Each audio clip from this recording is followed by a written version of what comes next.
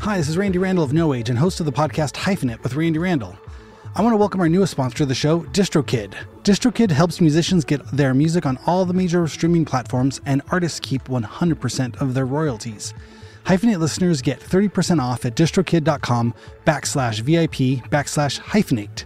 Again, that's distrokid.com/VIP/HYPHENATE. Go get your music streaming everywhere now. I think I still had like a really old wonky Palm Pilot with a stylus pen.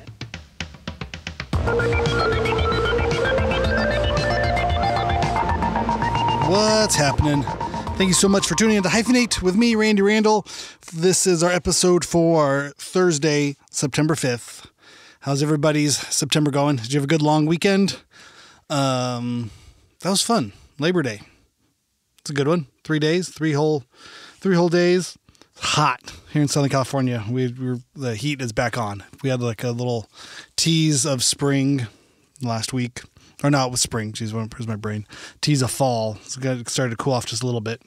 And then right back to the hundreds. 101, 105. Holy moly. On today's show, I am happy to present my interview with journalist, producer, curator, prolific man about town, Mr. Daniel Efram. We are here mostly to talk about one of his latest projects, the Steve Keene Art Book. I was introduced to Daniel by JC at Hat and Beard Press, one of the publishers, collaborators in this book. Daniel is super interesting. He was in town doing some other stuff. He's primarily in New York. He's a New York-based curator and journalist, but he's got so much stuff going on. I had no idea. So it was my first time meeting Daniel and really under the auspices of talking about Steve Keene, whose work I was familiar with via record covers. For those of you that aren't familiar with Steve Keene, he is like a folk artist who interprets record covers as a series, or that was one thing he did, but also just, it's almost like a sense of process overload where it's, according to his website, he's, created over 300,000 paintings, and his paintings have been, on the covers of, Pavement's Wowee Zowee is what I really know him from. But I don't even know that. I think there's other ones too. I think Wilco used, record covers. Let me see. Let me do a quick Google search on there. Steve Keene record covers. Yeah, I mean, he's done but it's sort of funny because he also does versions of other work. So his original artwork has been used as covers for Pavement and Wilco, and then he's also done interpretations of many other records. So it's funny. I'm like, wait, is that the real record cover? Like, no, wait, that's him painting that record cover. But he's kind of like a street artist in a lot of ways, where he paints on wood or, cardboard or kind of found objects, and has this real kind of bright color palette, and you see the strokes, of the paintbrush strokes in there, and it's real kind of tactile and, very interesting, almost, like I said, underground legend, folk artist, Steve Keene. But Daniel Efram, who I talked to today, was fascinated and had collected a lot of his works in the late 90s and early 2000s. We'll get into it there, and thought that there needed to be some kind of monograph, one sort of place that kind of, told the Steve Keene story and try to document as many pieces of Steve's artwork as he could. So, like I said, we get into it more in the interview. But it was really cool. Thank you, JC and Hat and Beard Press, for setting up this interview. Yeah, really, really interesting. And Daniel has a whole other kind of, creative journey on his own. So we talk a little bit about Steve's creative work and his body of work, and really how Daniel came to it and sort of where it goes through there. But I mean, gosh, as a hyphenate, Daniel Efram is right there. According to his Instagram, he called himself a New York photojournalist / activist and producer. He did the Steve Keene Art Book, and also Elephant Six recording documentary. Oh my gosh, my brain. And there's also a State of Yo as a publisher. I think this is a book about a yo-yo artist. How do you say that? Yo-yo. The State of Yo, Tom Kuhn's Yo-Yo Universe. So much. I mean, you definitely have to go to danielefram.com. That's DANIELEFRAM.com to see more of what Daniel is up to. You can also follow him on Instagram. He's under Daniel Efram, DANIELEFRAM. And then you can also, go out there and go to hatandbeardpress.com and buy the Steve Keene Art Book. It is huge and it's amazing. It's one of the biggest collections of Steve's art anywhere in the world. So you can see it for yourself and own a little piece of it. And you can also go to Steve Keene. What is this? SteveKeene.com. SteveKeene.com and buy an original painting. He's still making paintings. I think in the same kind of way. This is like almost a methodical sort of process where he's in a cage, and there's pictures of it in the book, but he's like in a what do you call that? A chain link fence sort of cage, and just paints these series of paintings. It's like the same thing over and over and over again. I don't know if he does them all day, half day, until he gets tired, but it seems like there's just a constant barrage and stream of art that comes out of the world of Steve Keene, and you can go buy your own right now if you go to stevekeene.com. So lots of links, danielefram.com, stevekeene.com, hatandbeard.com. Dig into it. Art is happening all around us. Hope everybody's having a good beginning of their Halloween season. If you listen to the the halftime that Mr. Farley and myself had this Monday, we get into Aaron's non-love of the Halloween season, but I just am thoroughly tickled with all things pumpkin spice and and pumpkin, jack-o'-lantern, Halloween related, decorated. I think it's fantastic and it's fun, and I'm here for it. Even though it's 105 degrees, I'm sweating. I'm still going to start wearing beanies and putting on sweaters, just because it feels like the right thing to do. I'm going to will this Halloween season into happening. So if you're also a fan of Halloween in 100-degree weather, find me. You can write the show at hyphenate@gmail.com, or you can find me on the Instagrams at randysrandall.com. No, that's not .com. At randysrandall on Instagram. I'm not on the X. I'm on Facebook somewhere too, but mostly I just post stories about parking meters. All right, well, let's get to it. Daniel Efram, thanks for coming over. Thank you everyone for hanging out. And don't forget, go to distrokid.com/VIP/hyphenate to sign up for an incredible opportunity to get your music playing out there on all of the big streaming platforms. You get a discount for using the link VIP/hyphenate when you go to distrokid.com to get your music up there. Why not? Give it a shot. Be fun, right? What could you lose? And send me a link to your music that you put up there. I want to hear it. Maybe we can listen to it here on the show together. Maybe we can have a review, Randy Reviews, DistroKid uploads. I want to know what you guys are up to. I want to hear the music you're playing. Send it to me. All right. Without further ado, here's Daniel Efram.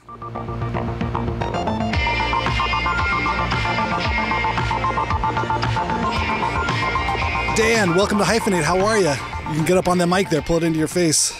Is that close enough? I think so. You got the right levels there? I think so. Our levels are good. I feel like Mark Maron here. Like, you've been on the mic before. Go ahead, just pull it in your face. All right. Who are your guys? Are we doing all right? What do we got? We're okay. Thanks for having me. It's awesome to be here. Of course, yeah. This is one of my few, I was explaining from the rare in-persons now. I think I did a lot more when I started, and I've become lazy. But I'm always happy to have people in the big garage studio.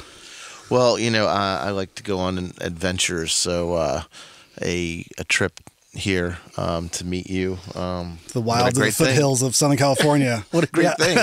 That's good for me. Awesome. Do you want to pull it down? You can adjust it so it feels like it's good in your face? I'll do that a little bit. Is that better? Sure. All yeah, right. whatever feels right for you. So okay. You don't have to, so we were introduced through JC from Hat and Beard Press, and you have produced this incredible Here, I'm going to pull it out.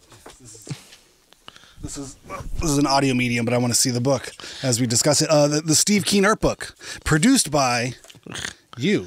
Yeah. What does that mean? How does one produce a book? It doesn't often. You don't often get title credits. Explain to me this. Well, normally, it's an authorship, of course. So it just felt different because it's the Steve Keene Art Book is a documentary book about an artist, and I've culled together a lot of different sources for material to write different facets about Steve's life and his history and his art and so forth. So though I am the author of the book, it felt like it was a production. It's a curation as well. Mm-hmm. I'm choosing artwork. I'm choosing who would best represent Steve's work. And so it just felt like it needed a little definition.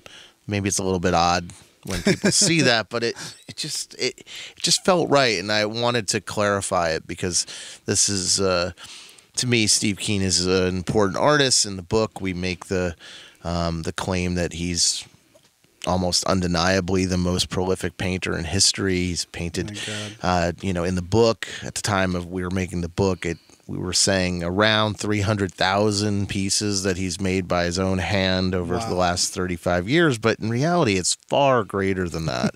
And so it's a big book. Physically, it's a big book. It's the size of a vinyl box set, so it fits right next to your record collection. Was that done on purpose? That was a design choice. 12 by 12. Yeah. Kind of. Oh yeah, that's brilliant. Steve is known for a lot of things besides being voluminous and also being inexpensive, affordable art for the people. Mm-hmm. But he also paints his record collection. He was a DJ, and so a lot of the reason why I came to it was because originally when he was selling his works in New York, he was selling them at merch tables. He was selling little pieces for $2, $5 or so. And you could buy, a 7-inch from your favorite band that you just saw, or a T-shirt. And sometimes Steve would set up his work so that it was for sale right there too. So you could buy a piece of Steve's work, and it was somehow related. And it was this little circuit of venues in New York that at the time in the 90s when he was doing this primarily that way, it was like Brownies and the Mercury Lounge and Under Acme, and of course there was in the book we have a long piece on the thread waxing space, which for a brief shining moment of, I think it was 3 or 4 years, it was a very important space in Lower Manhattan that put on some really great shows with like Guided by Voices and stuff like that at a very early time, and also embraced Steve and championed him. So there was this little circuit of indie rock stores, record stores and clubs, and that where he was showing his work. And you could find it, and you could become a collector without realizing it, like I did. I love that. You look back on it, it's like, oh, I have 5 of these 5 Steve Keene pieces. I don't really know much about him, but I have these pieces. I guess I'm collecting them now. I didn't realize it. Yes. But I could afford to. Yeah. And it was I'm babbling on already. No, but this is the interview. This I love is it. the genesis of like how I got into Steve. I guess you didn't ask that question. But. That's yeah. No. This is all part. No, exactly. This is all part of it. I mean, it's funny. I reflect on. I have a number of friends, and I'm sure a lot of people out there. It doesn't feel like it's a thing till in retrospect you go, oh, it's a thing. This is I think, I come to him, like I would say the majority of people of my age and my generation, through Wowee Zowee, and then even when I was looking at the book, did he paint the cover for On Avery Island? He didn't paint the original. Not the original. Okay, because I saw it. I was like, is that the original? I didn't understand. Because okay. Again, it's just tributes. What he paints. But Wowee Zowee was. Yes. Is that the only record cover? Or no? What are the official record covers? I guess would be. I think that's where it gets meta, and that's kind of interesting. It's a lot of and sometimes I have to like check and think like, oh, did he do the original, or is that just one of his tributes? You know it so well, right? Yeah. Well, you think you know it, and then you're me, and you're not. But I do know it pretty well. Wowee Zowee was certainly the biggest of his. And that was just an original piece that he would create, because he does. For those who aren't familiar with Steve Keene, he's a prolific painter. He does editions of 50 at a time, 500 at a time. What is it? Like you said, voluminous, ambiguous sort of number. He'll do many of the same repeated Warholian type output, right? Yeah, he's a Steve Keene. He's known to be the artist collaborator, I guess, of record with Pavement. That's why he did the original artwork to Wowee Zowee. He basically he lived with Stephen Malcolmus and David Berman in Charlottesville, Virginia, and they kind of became close, and they ended up having affinity for this one this one radio station, and they had shows and they just became friends. Eventually, Arizona record was made for the Silver Jews, and Steve made that one, and then the Wowee Zowee came up as an album. It's all familial requests, roommates doing stuff. Hey, I'm doing this. I'm making a song. Oh, I need an artwork. What do you got over there? Well, give me something. Let me do that. Yeah, absolutely spot on. And in fact, like, I ended up managing the Apples in Stereo, and I still do. And they use Steve in their beginning of their career for a lot of their albums as well. And they specifically saw these, the Wowee Zowee. Oh, we have to try and get in touch with Steve. We don't know him, but we're going to try and reach out to him. Maybe he'll do ours. Yeah. And so when they, and this is before I was with the band, but the story is, as Robert Schneider from the Apples will say, I hope I do it justice. They contacted him. Would you do our album cover? Sure. And eventually, a few weeks later, Steve sent them like 30 choices of album covers, and they couldn't decide. So it was for their album Fun Trick Noisemaker, and they couldn't decide what to do, so they included in the CD and the vinyl like several versions, like in the booklets of both. So you could basically, in the CD jewel box, you could actually choose your cover, and in the vinyl you could see all the different covers that came, or a large portion of them. That's so cool. It was just like Steve is as I mentioned before, Steve is based on volume. What he does is he paints between 4, 6, sometimes 12 of a kind, and usually between 40 to 60 pieces per day. So that works out to being, 4 to 6 sets of, 12 different sets of 4 to 6 pieces each day. So 8 a.m. to 5 p.m. he's painting all these pieces at once, and it's like playing 12 games of chess at once, because he's doing it in a screen printing style, so large swaths of paint to cover the larger portions of the paintings, all painted on wood pieces as well. And so it's like he'll have a blue, and then he'll dip the paintbrush in the blue and then do all the blue for all of the things, and come back and do another color until he runs out of blue. Okay, got it. So then he'll mix, and maybe it's not always the same blue, so and it wouldn't be necessarily. He's not like looking at it in that way. He's looking, I want to paint red now. Okay. So he'll mix a form of red, and then he'll find the different areas of the painting that might work well in that scenario. And it's a very to me, this is just fascinating. He's been doing this for 35 years at this point. Just the same thing. It makes sense in his mind. I mean, I'm trying to think of what kind of brain that is, or what sort of mental condition you must have. It's not necessarily like an OCD or something, but just like you said, a three-dimensional chess or something. That's like he sees it. He must have a vision for the final product as he's creating it, and is just taking the steps to get the final project in his head. There's an abstraction that makes sense to him as he does these multiple pieces at once. I think this is like, the more I talk to him about, I'm still fascinated by him, and I've known him in some way or another for almost 30 years, and I I've hired him for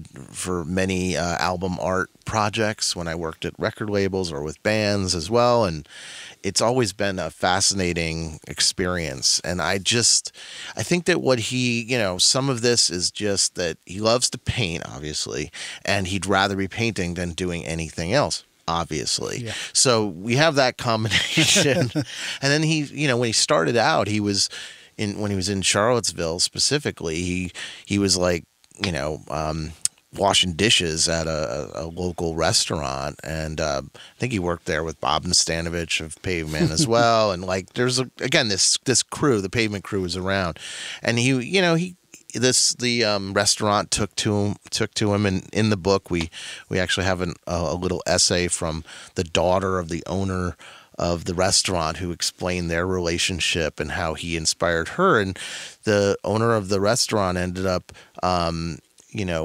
giving Steve the space to be able to hang his work for the first time. And then it became like, in essence, Steve's de facto studio space at the time. And their tables were painted by Steve, and everything was in Steve. And what he realized is that over time is that he could,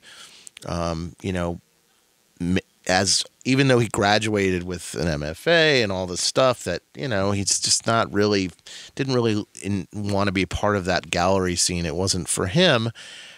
But then what do you do? How do you make a living for your would-be family? What is it that you're going to do? And he thought, well, I'd be happy if I could make, this is obviously paraphrased inelegantly, but he was happy that if he could make minimum wage doing his artwork, if he could do that, he'd be happy. And so he decided, well, I'm going to just try and make sure that everything I paint people buy or get and can utilize, as a very utilitarian and a very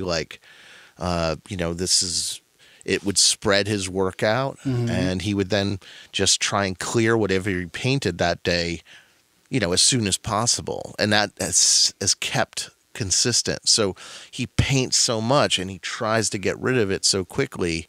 He just wants the art to be out there. And he was able to figure out a way to somehow, eke out a living and be happy. And the main thing is about being happy, and then he's doing what he wants to do. Is he making a ton of money at this? This has never been the goal. Right. And that's a pretty, amazing goal to have. For me, it changed my life because I was able to collect, and I started thinking, I really like the way that this works. I like the way he uses color. I like that he uses odds and ends. He paints on wood primarily, so sometimes the pieces are not exactly cut perfectly square, and they might be cut into different shapes, maybe of even figures. And I just love all the different things that he's going through, and each day you don't know what's going to bring come out of so it's a fascinating thing for me. This sounds like maybe a crass question, but we're talking about the kind of the economics of it, and maybe you don't know the answer to this, or maybe it's irrelevant, but is there one piece that has gone for a lot of money? There are pieces that sell for a significant portion, and some of those are many of those are the album covers that he does that are bigger. So, for example, the original that would be used for the album cover, or no? It doesn't. No, not necessarily. It's just people's favorite albums. So, the basis for the book was a show that I curated at Shepherd Ferry's gallery in Echo Park. It's called Subliminal Projects. Oh, right. His design firm is Studio One. Yeah. Studio number one. But so Subliminal Projects hosted this show in 2016 that I curated with Shepherd and Amanda. And, for that show, I had discussed with Steve bringing, he occasionally does these 2 foot by 2 foot album art tributes. And so these are bigger ones. Usually they're 16 inches by 16 or 12 by 18. He has these different sizes, but the 12 by 12s are, perfect square resemblances of your favorite album.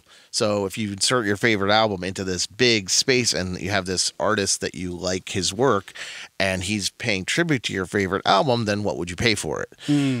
At Shepard's show, Steve doesn't want to charge a lot of money. That's not what he need. But if you are doing a show with a gallery, they do have expenses, so you have to kind of play ball a little bit. And so we at the time were like, well, maybe we can get Steve to agree to sell these for $75 a piece, which is a lot for him. Okay. Yeah. He doesn't handle money. He doesn't do this stuff. So, and I'm trying to, we're trying to make it work. And I was thinking 10x that, but okay, for a lot of money, right? So 75. Okay, gotcha. Well, I'll get there. Okay, gotcha. I'm sorry. Yeah. I'm no, verbose. No. Shut me off at any point. I'm jumping. No, but this is fascinating because I think this is interesting too for people who are unaware of the kind of art world and these types of things. Maybe people listening are like, what is this? Paint on a thing. What does it mean? And that's kind of why I went down this road, because I think it is an interesting conundrum that anybody, especially who post MFA world, what does that road look like? So anyway, continue. Well, it's this juggling act of like Steve is selling these pieces. Again, he doesn't have a price set on pieces. When he does a show himself, his original shows are literally honor roll or honor system box. He has a wood box that he makes, and you just stuff money and you take it. He never touches the money till after. He doesn't want to know. Okay. But he wants the pieces to be taken. So you could pay, he might suggest, he doesn't even suggest it, but it's almost donations. It's a donation based system. Like his shows, like these same pieces, the 2 foot by 2 foot, you could buy one for $30.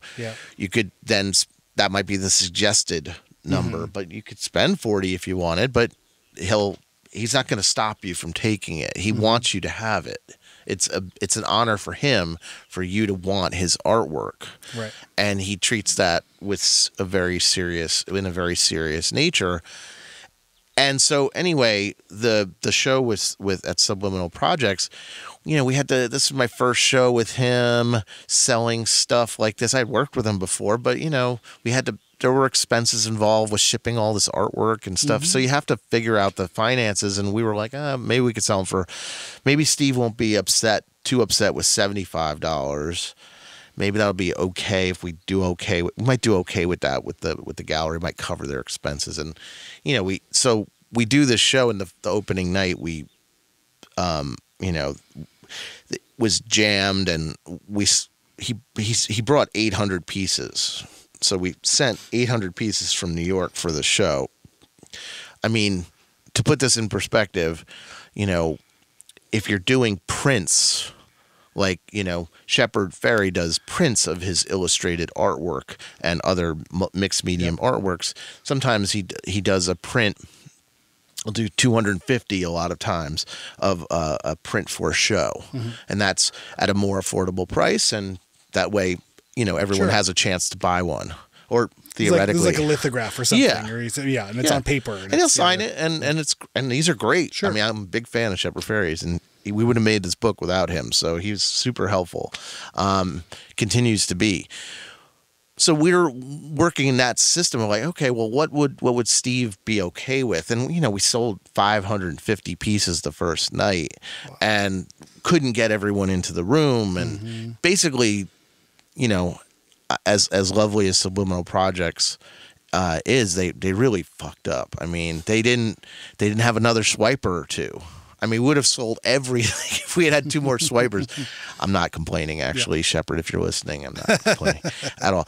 It was a beautiful thing. I mean, to have that type of demand as a band, it sounds like it's the right time, right place kind of thing, too. I think, like, even just my awareness of LA and kind of Shepard's place in there, and that Subliminal Projects place, like Steve Keene, record cover artist doing record covers at Shepard's place. There was a crowd. There was a certain, place of, there's a certain group of people in Los Angeles that just but again, the pricing though, I would say that, I mean, like I'm saying, you go around $1,000, if not more. It almost becomes the Japanese paradox. When we first went over there, you couldn't sell a t-shirt for $10 because they wouldn't think it was any good. So you had to sell your t-shirt for $40 just because then now that's something they wouldn't buy a $10 t-shirt. They'd only buy a $40 t-shirt. Okay. Well, this is what was explained to us early in our early travels, because we've always been, painfully DIY and make this stuff ourselves. It only cost us $2 to make a shirt back in the day. So we'd sell it for $10. We'd make $8. That's huge. But we went over there and our friend or promoter guide was like, no, this is too cheap. Everyone will think it's not good.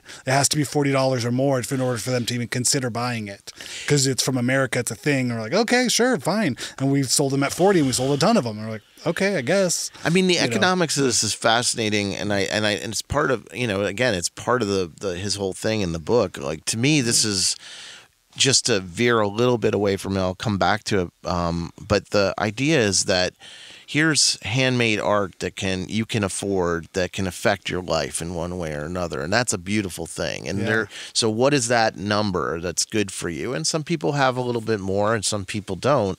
I'm pleased to work with him on things that are it's so affordable that no one can say no. Sure. Now, at times, so like, all right, so fast forward to now, I'm helping to book live painting performances by Steve at festivals. So we just did the Big Ears Festival in Knoxville, and basically a gallery was set up, and Steve painted all day long, and people came by, and he would put out new inventory, every couple hours. Bands that are playing at the festival itself, so it's tied in, I imagine. So in essence, they're getting an album art tribute of their favorite artist that's playing at the event, and there's only 6 made, and they're the cost of a t-shirt in this case. That's how that's the price point that we want to be at. Incredible. Where people can buy a t-shirt, they can buy 2 t-shirts. But they're getting something very special, because again, it's Steve's pen, Steve's hand in this. Oh my God! It's a tribute to their artists, and there's only 6 of them. Now, is that worth something more to some? Who knows? Now, fast forward to or fast forward to a different scenario. I was finishing the book. We were just about to launch the book. In fact, I had put on a 30-year retrospective, both here in Los Angeles a couple years ago, and in Brooklyn, Tandem. And the book, various things happened with the book. The war happened, and that changed. I lost a lot of money on shipping costs had gone through the roof. So I was in the red on the book, and so I had to raise some money. And Steve was very kind to let me sell things at what I thought I could get for them. So back to your original question of how much people will, buy these for. I mean, without going into specific numbers, I mean, some of Steve's work that has not been seen, it's rare work, was sold for, can sell for a few $1,000s, and so do the album covers. That makes sense. And so at the very end of this, it really just depends on like what's your favorite album cover and what it means to you. I mean, right now, if you, I could find a Marquee Moon of his, and I'm sure I could sell that for $2,000. I'm sure I could sell, or anyone could potentially sell something for a Pavement cover that he did, even if it's a tribute. It's not Wowee Zowee, for a couple grand. But like, does that actually? It did happen at the retrospective. The reason why it happened, perhaps people were trying to help me because I was in the red, so maybe they paid a little bit more. They might have done that. Certainly so. I mean, a lot of people were like, "What are you doing, charging?"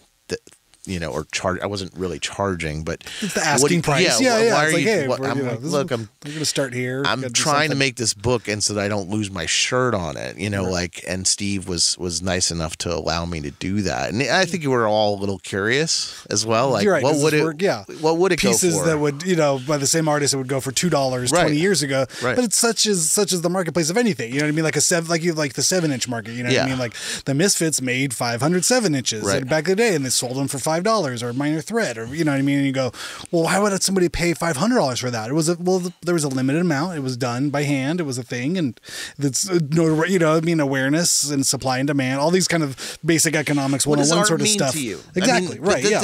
And what does the artist mean in the time that it's done at? That's all those, you know, the commerce of it, right? Yeah. I mean, the really a lot of this whole project, you know, me having, you know, very socialist leanings anyway, like, like what is the meaning of art? Like, what is this? Like, what, you know, what is the real value here? And to me, it's that the reason, you know, there are many reasons why I made the book, but the primary reason I made the book was that you know, I had bought these pieces back in the 90s. A couple of them are in the book. And I wake up to them and they're in my bathroom and they make me laugh every morning, and they've made me laugh for 30 years. And so it's like, I would wake up and I'd see this, and there's in the book, it's a picture of a violin, and I used to play violin. So, and it says no cash. And it's like any musician gets it. Like, it's just kind of funny. Like, yeah, you've chosen this, or it's chosen you, right? Right. And it's really hard to make a living, but he's, you know, there's a joke in it. Yeah. Like, here's a joke, and I laughed at it. Another one that's in the book is a portrait of George Washington. He used to do a lot of presidents, and it's of George Washington, the famous, you know, his foot up on the boat about to cross the Potomac, you know, a horse behind him, really funny. And it says, and I could trace this back to the merch tables, because he used to sell them, as I said, he used to sell merch tables in the 90s. So there was CDs. Oh, okay. Okay. So it says, you know, the handwriting on it, and again, there's no real rhyme or reason in what he chooses to write on some of these pieces. Are kind of random, but it's to gain attention for people to check them out and look at them a little bit again in a second or third look. It says CD for DC. So if you can imagine, I bought it at a merch table next to some CD that I probably bought as well. Yeah. And it might have been even in DC at the time. You know, who knows? Right, but it was just like, this is the era, and it kind of, and to me, that's just, these are funny things. Like, these made me laugh and it made me smile. What is the value of art? Does it make you smile? You know, does it need to be framed in a, you know, $2,000 frame? Now, some art does need that to retain its value, to make sure it's protected properly, etc. That's fine, but that's not what this is. This is about I think this is about like the true spirit of art and how it can make you feel in the most basic of way. It's utilitarian art. It's art that's why we say art for the people. He wants people to have handmade art where you can see the strokes, the actual strokes of the paintbrush and the paint. And I just love that whole idea, the tactileness of it. Something beautiful about seeing this glob of paint. There's something really beautiful about that texture and the wood that he paints on. So all these things are, what are the meanings? What does it mean? What's the value? All this is tied together in a grand experiment, if you will, which is the book, I think. Yeah. Well, I think it's incredible, you know, and I think it's one of those things that, like you say, it's a time and place, and it's material. It's all of those kinds of things. But to really, you know, I think to have a book like this sort of contextualize the story in some ways, because like I think for a lot of people, especially, you know, being on the West Coast, I don't think we necessarily had the familiarity or the social sort of familiarity, or if you're in a different generation or different time, it does sort of help.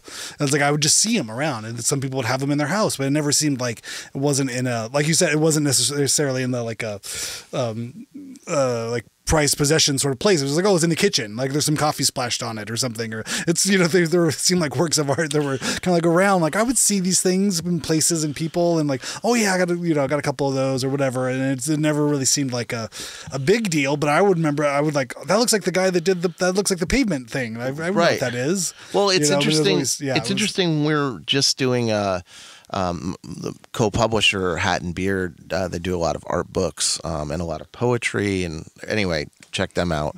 But they just did a new distribution arrangement in Europe, and you know, I went over for the London Book Fair to meet with them and talk about the book, obviously a little bit. We did a couple book events and so forth, and you know, as it would have it, one of their top people there was the one bringing in Hat and Beard to the fold, and was lucky enough to meet with her, and we're talking, and she seemed to be into the idea of Steve and so forth. She definitely was from, the do-it-yourself music scene there and so forth, even though she's in book publishing. And, of course, that translates so into a tactile thing like books. So she was now, a major player in this big distribution company. And she went home after our meeting and then texted me like images like, I didn't realize I had a couple of his pieces because they say SK on them. His mark is SK and usually a date. So it's either a full, 09, 13, 20, or it's, 13 or 20. So just the year or the full date when he paints it. So he labels when he paints it. The date, what series you're getting it from that day. Anyway, she goes home and shows me photos of two pieces. I didn't realize SK met Steve Keene. Oh, how funny. She lives in London. Her friend gave it to her who lived in New York. Yeah. She brought them home and was like, I didn't even realize I had them. This type of thing is what we're trying to connect a little bit, this SK mark and Steve Keene, because people know Wowee Zowee. If they know indie rock, they certainly know Wowee Zowee. And sometimes they know the Apples. Sometimes they know Silver Juice. Sometimes they know, Will Oldham and so forth, and some of the projects that they've done together. But when you get right to it, it's like it has spread. And he's had these 300,000+ pieces in the milieu, into the world. And sometimes they end up, like you mentioned, like in odd places.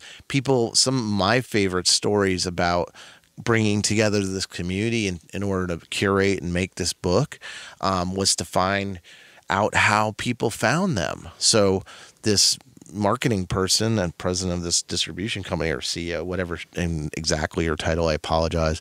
But whatever that is, she got it from a friend. Other people have found it on the street. They were in the garbage. Someone moved and didn't want to bring it with them because it would maybe represent a different time of their life. And so they moved on, right? Yeah. Here we are, these stories are so wonderful. So many people were like, I found that my piece I found on Prince Street in 2002, and it was in the garbage bin or was laying next to someone's doorstep, and I just was like, oh, that looks cool. That looks cool. I took it home, and they've had it for 20 years. And then to make the book, what I did was I created this community. Really, I went to his Instagram page, which is steve.keene, if I'm not mistaken, and I just followed everyone and named my account the Steve Keene Art Book. Okay, yeah. Because he doesn't really do social media that much, not in a predictable way. And I was trying to make sure people knew that this was happening. And so I just followed everyone. It was like, if you're interested, it only says Steve Keene Art Book. It can only be one thing, right? Yeah. So okay. Keep it simple. Yeah.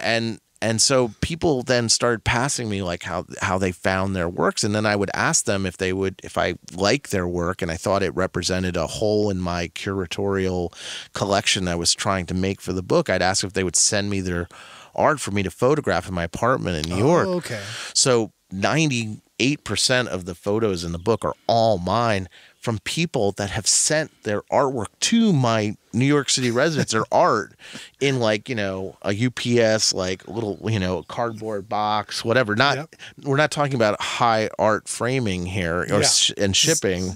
We're talking about just, utilitarian shipping means. Yeah. And maybe some bubble wrap if it's nice. Yeah. And that's how I got it. And then I would take it, put it on my wall, little studio set up, take the photo, send it back to him in the mail. Remarkably, nothing got lost. Wow. But that's the idea of how the book was made, that he's sort of created this community of how did you find yours, Wow. Anyway, there's a lot. That's amazing. Yeah. There's a lot to talk about with this, obviously you can tell I'm, rambling on and on. But no, that's why you're here. I love it. I love the spirit of it. Yeah. And one of the other things I really love about Steve is that he sold them a lot of different ways. He's continued to sell them online, of course. One of the things that he sells online, or the ways he sells it online, I just find ultimately really fascinating. So he sells 6 pieces for $70. Right now, if it's available online. There's literally his page is like first generation website page, and it has one button. And when the button is active, it says 6 pieces for $70 anywhere in the U.S. But you don't get to choose. He curates the box. Incredible. And to think that like people just give, they trust him. Yeah. They've seen what he does, and they trust. They might not like everything or love everything they get, but then it becomes like the best dinner gift you could find to give to someone. Yeah. Because it's a real piece of art, and maybe they keep 1 or 2 of the, you know what I mean? But it's just incredible. Just a beautiful token of what I think the human spirit should be about. Yeah. Well, and it's funny too. I mean, again, I'm breaking down the numbers over here, like just shipping anything, because I ship, stuff for our band camp for the No Age band camp stuff. It's like, that's at least $20 in shipping out of that $70. So it's really, it's, if you think about it, if that's shipping included, that's, about $50 for 6 pieces. So that's under $10 a piece if you really look at it, and then, but it must make sense to him. I mean, he must have hopefully he's done some type of math and that works out. Probably not. Yeah. I mean, he's fascinating. All this stuff is the distribution. It's not about the money. It's about something else entirely. There's another like motivator in play there, which is great. And again, not, I think I try to be conscious about my own sort of like getting hung up on money sort of stuff. And I just feel like that happens, you age into a place of like, but it doesn't make any sense. Once you really start paying bills and you got kids and a house and a future and a college and an orthodonture, it's really all of those things. I've aged into that person that I know that I wouldn't, my 20-year-old self would not know this person I'm talking, who I am now. And that's just how life goes. But it's a beautiful thing to kind of see somebody, obviously, Steve's older than I am and older than us. But he has this ability to sort of work that logic, that kind of, 20-year-old logic. Well, this is a key part. What you're touching on is a key part of the story. Is that so? I don't know why this fascinates me. Sorry. What is the art? Yeah. So, the art is him doing this every day for 30 years, painting 40 to 60 pieces a day in a chain link fence cage that acts as his easel. Because in the chain link fence, you can hang more pieces of wood. He paints on wood. So you can paint on more pieces of wood. You can hang them right on the utilitarian wise, right on the chain link fence. It's easier to hang. Wow. Right? So he puts up 60, he paints them. So is that just the action? Is that the art? Okay, well, watching him paint is actually very meditative for me and fascinating to see how he operates. That's why we're doing these live performances, because you can ask about how he works, or you can just go to like we're doing Solid Sound, the Wilco event at Mass Mocha in Western Mass at the end of June. I don't know if this will be out by then. But we could put up whenever. But like so he's going to be painting in situation, this live paint, and people can watch him. So you can ask him, or you can just like watch how he works, because we set up easels where he's painting, again, 40 to 60 pieces at a time in situation. So you can just go watch him. So that's one facet of the art. I think the curation of each box that you randomly choose, that's an art. That's curation. That's an art. That's an aesthetic choice. He's choosing which pieces to send to which people. And then there's, this idea of, well, actually, the overall sort of bucket that this fits into is a 30-plus year art experiment of delivering art in a way that isn't profitable.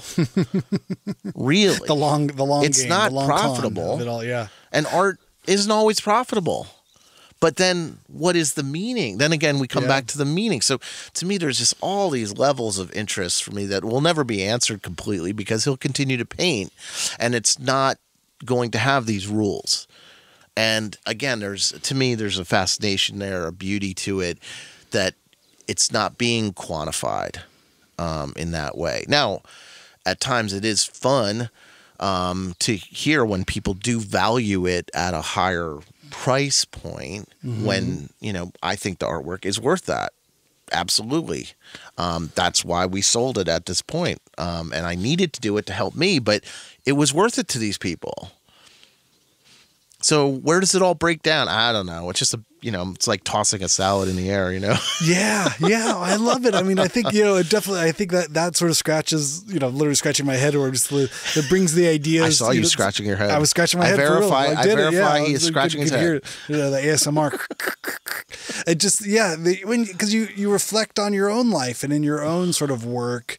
And in that regard of like, there's the daily sort of thing, and then there's the larger sort of oeuvre of what your life is. And not to sound too highfalutin, but everybody, the resource we have as humans is time.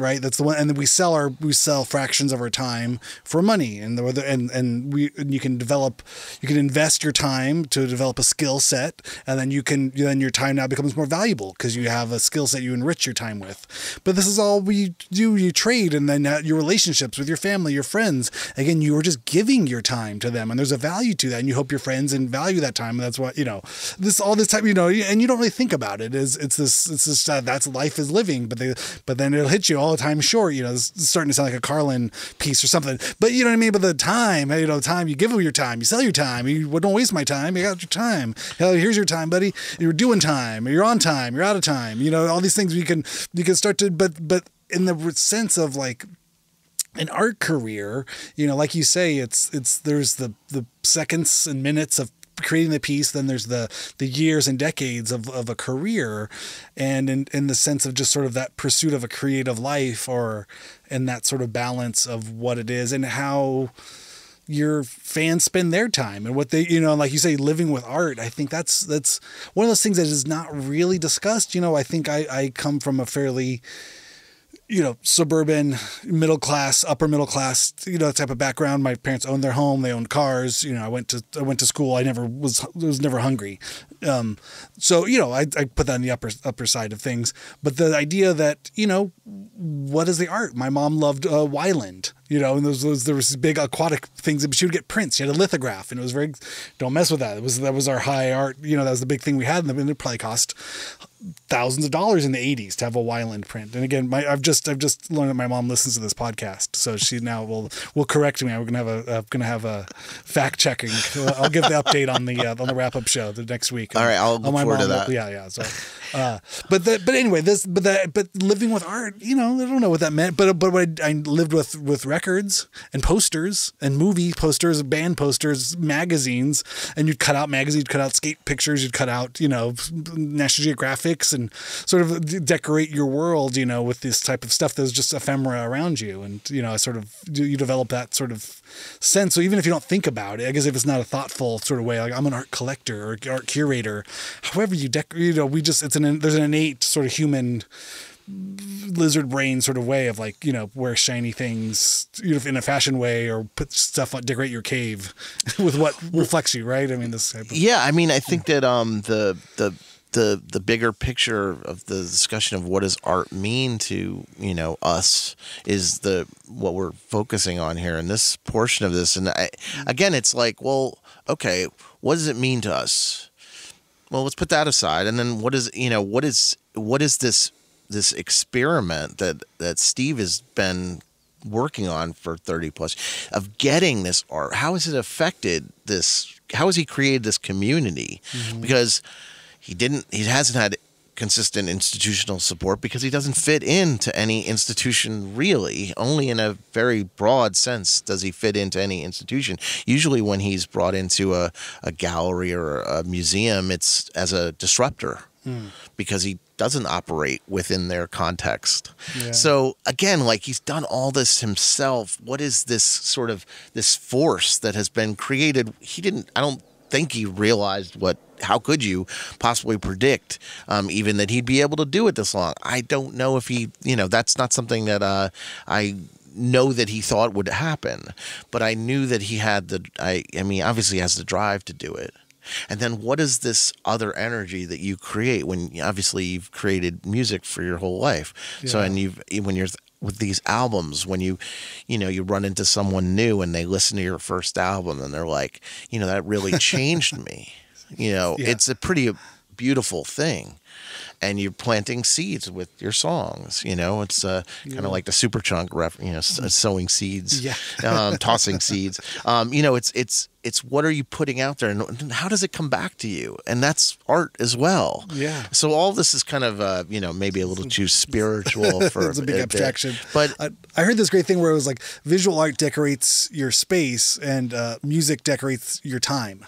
The music is how you decorate moments or time. It's a linear kind of idea.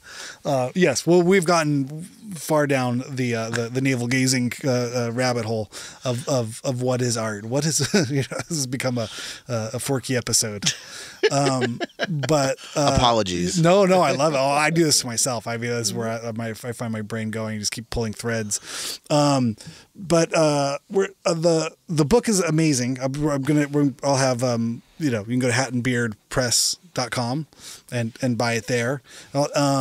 Where do you want people to follow you? How do people find out more about the book and about you and your projects you're working on? Because I imagine you're working on more projects now as well. Yeah. I mean, there's an Instagram page for the book. It's called Tractor Beam Art Pub. So my little thing is called Tractor Beam.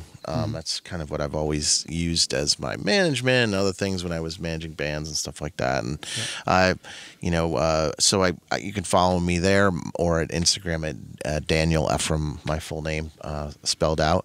But yeah, I may be doing some other work with JC as well, and I'm hoping to do another edition of the book down the line. We've collected a lot more now, and I think that to me, it's important to follow through on projects as much as possible. This book took better part of 6 years to make, and it's kind of a driving force to make sure that I think Steve is recognized for the important community that he's created. So I'm continuing on this little journey of doing these events and so forth, in hopes that we'll make a second edition and so forth. I'm not sure that really answered any questions, but I tried to. Yeah, follow Tractor Beam Art Pub. Yeah, and the Instagrammer Daniel Efram, and you can. And then to buy the book, where do you like people to go to buy the book? It's available at a lot of indie bookstores. Though this may not come out in time, by the time this comes out, I'm sure we'll have done an event at Stories Books in Silver Lake. Is that, or it's is it in Echo Park? Echo Park. It's a beautiful bookshop. When is that event? That's that's Tuesday. Oh, okay. So really I'm quick. sure this will not be ready by then. But and Hat and Beard, I'm looking up their website because I should know this. There'll be a link to it in the description for anybody curious, so you can go click on that link. It's probably better that I leave it like that because I can't find it. Link. Yeah, but you can buy directly from Hat and Beard, or there's the large South American book distributor that is named after a river that you could go purchase things there. If you go to Hat and Beard Press, there are usually some signed copies and some discounts available. So. Signed by you or by Steve or by both? So there's some that I think there's still some by both of us. Okay. And there's a couple that I'm not sure if they're still on sale. I didn't check just before the podcast, but I know that at times we come into some signed by Pavement. That's fun. I still have a bunch of those that I think they're for sale, but anyway, there's extra bonuses at Hat and Beard. Super cool. Yeah, and Hat and Beard's just a great art book publisher, poetry publisher, just in general all around. They did, in full disclosure, they worked with Brian Rodinger, who did the No Age cover artwork and book that I think has sold out, but maybe there's a second pressing somewhere in the works. I've heard Taylor Love, or maybe not. Maybe JC, Steve are you Keene. Listening? Yeah, JC, where's that second edition? I mean, I'm not jealous of books. I have a friend, Clint, who has a great publishing company, but all his marketing is, there's no money in books. Books are tough. I mean, you think records are tough in terms of physical media. I mean, books, and especially for anybody, if you're, we discussed earlier before we got on the mics, but having a large book collection, having a large vinyl collection. I mean, it is a gnarly endeavor. Try shipping 4,000 books from Bosnia. What was that? Where they were pressed, or that's where they were printed? Holy Right, that's what happened with the war, with the Ukrainian war. Yeah, so Oh, the my shipping Lord. costs got tripled in between me putting down a deposit for the printing, them starting it, and then getting an email saying, "Oh, by the way, Is it cheaper for you just to fly to Bosnia and commercial and just load up a couple of crates?" Or I don't even know. 4,000 of these things. No way. There's just no. You're moving. It's a shipping container or something. It's an insane amount. It's an insane amount. Fortunately, we've sold most of them, so it's a good thing. But it was a monumental catastrophe that went on. But anyway, yeah, no, I mean it's incredible though too. I mean, you think about like I just when I look at books and I go to we just went to a library event with our kids yesterday, and it's just like the blood, sweat, and tears that just go into books, and you feel it. I mean, if you're a book nerd, you really know what those books are. But it's a funny one. I mean, I love books. There's this book behind you here that I was so fortunate to pick up, the Complete Beatles Recording Sessions. Have you seen this thing? Yeah. It's incredible. It's the day-by-day record of every single Beatles recording session. And that I keep as a sort of, resource in the studio. Because literally that's how I found it. I found it at a studio at Infrasonic, when we were in the control room or in the lounge, somebody's cutting vocals. Yeah. The rest of the band is reading this. Like, did you know what they did on January 28th, 1964? They cut that record. They did it on the third take. They used it. They used this mic and they did that. Can we do that? Right. It just instantly makes us the most unattainable, musical project in the world. Very nuts and bolts, utilitarianly boring. And so I love that kind of. It's a totem or a reminder. Of, I just was working with somebody here in the studio, and I was like, "Have you seen this?" And it's blood, sweat, tears, passion, music, books, all of these things. But you sit down and minute by minute, just give it everything, your most energy, all the energy you can. And then you have a crappy stereoed version. And then somebody does the worst stereo mix of your life. And then you go, wait a second. Why did they make those bad stereo mixes? Then you fall down that rabbit hole of like, did you know the Beatles mono mixers are better, bro? And then you look in the mirror. You've jumped the shark. And you've got gray hair and you know what I mean? You've put on more weight than you want to. And you go, wait a second, this is my life. And then you become a David Byrne record. I mean, this is just where life happens.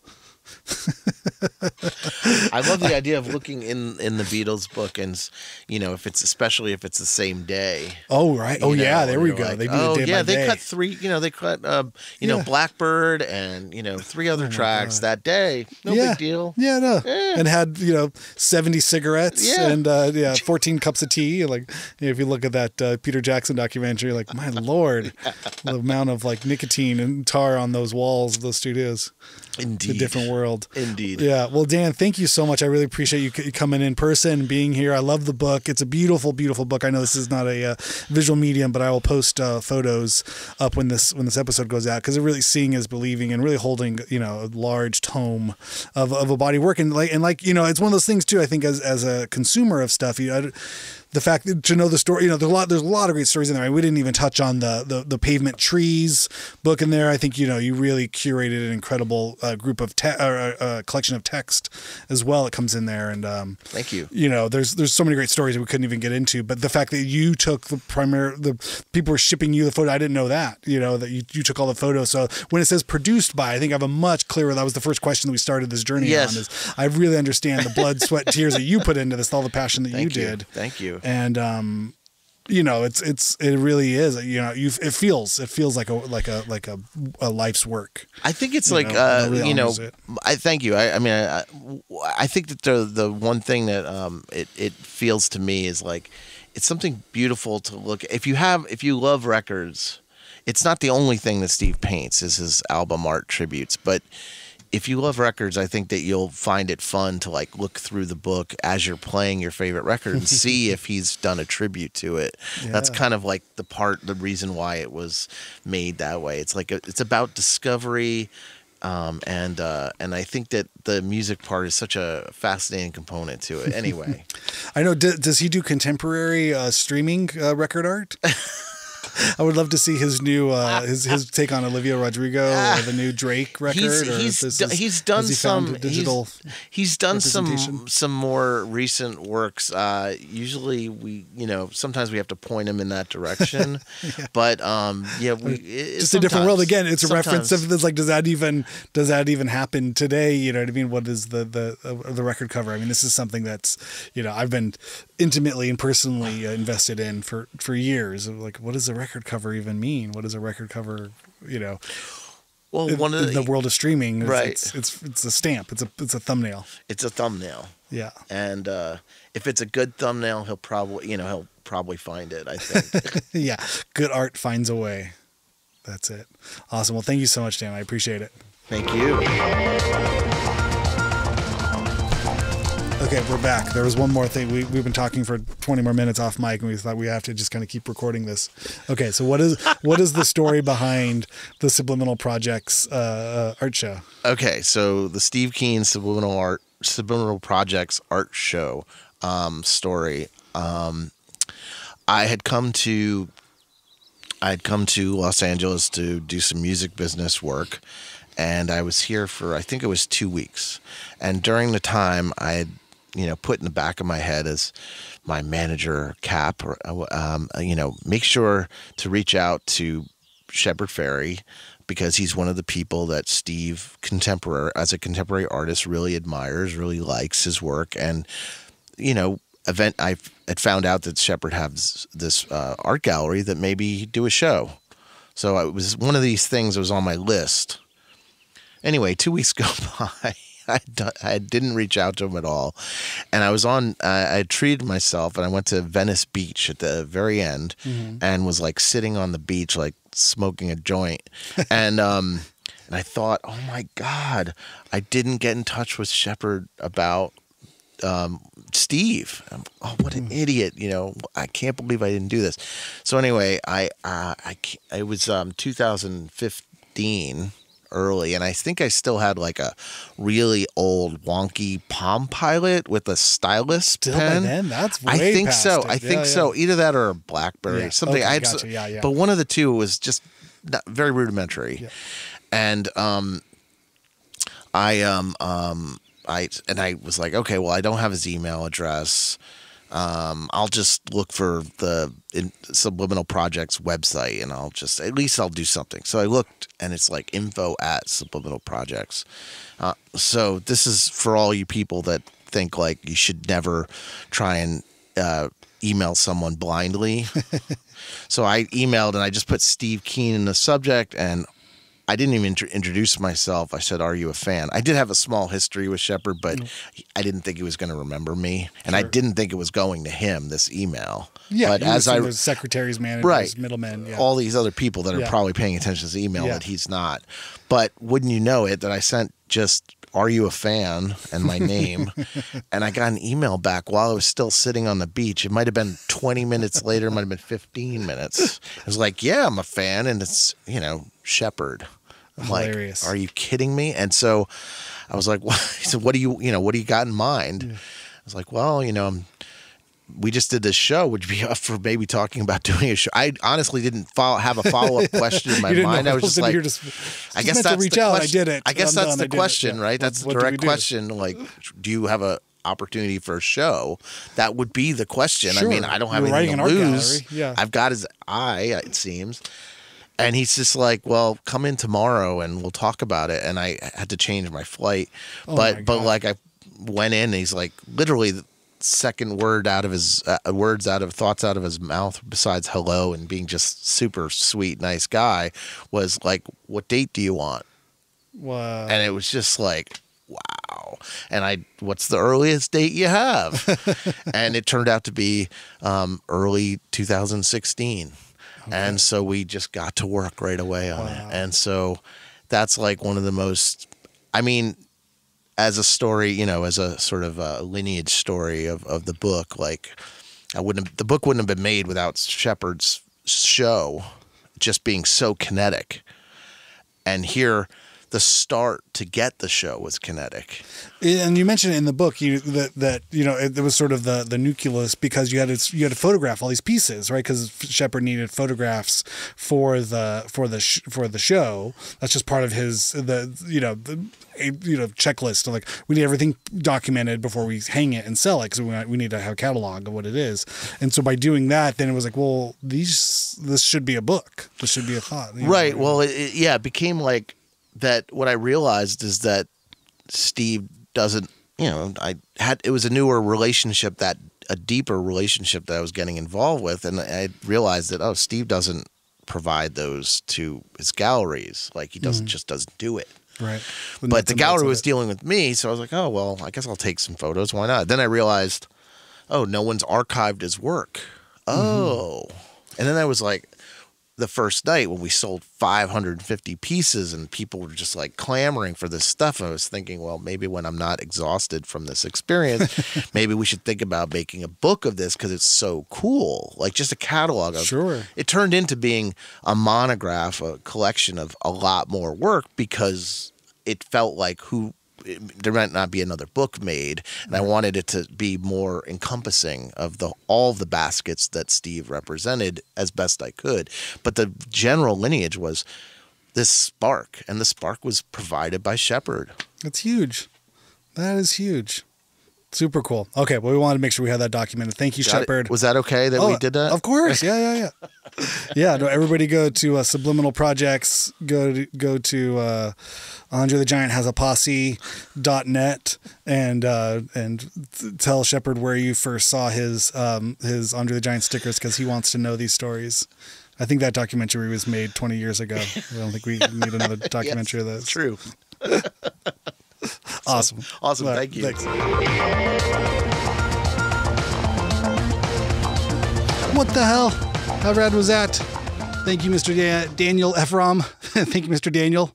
That was such a great conversation. I was really happy to host you, having you come over to the house. It's fun. I don't often get people doing them in person as much anymore. I think the last one was Tim Biscup one, but Daniel, it was great to have you. It was great to see you. Thank you for coming and sharing your story. And if you want to keep up with Daniel and see everything that he's doing, you can go to danielefram.com. That's DANIELEFRAM.com. And you can also go to stevekeene.com. That's STEVEKEENE.com to buy original Steve Keene paintings. Maybe you'll be included in the next the Steve Keene Art Book, Volume 2.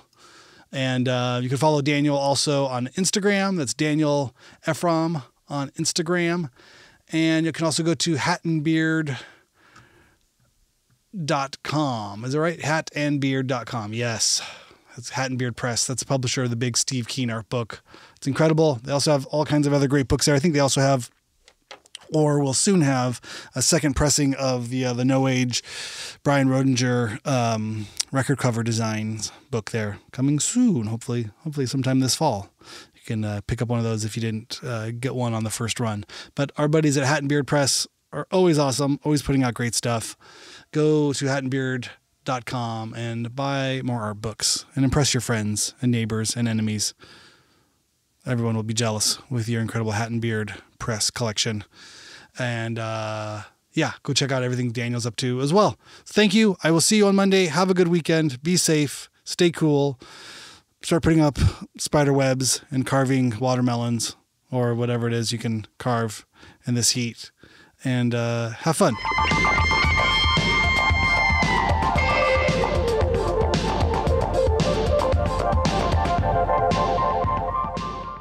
I wake up to them and they're in my bathroom and they make me laugh every morning. And they've made me laugh for 30 years.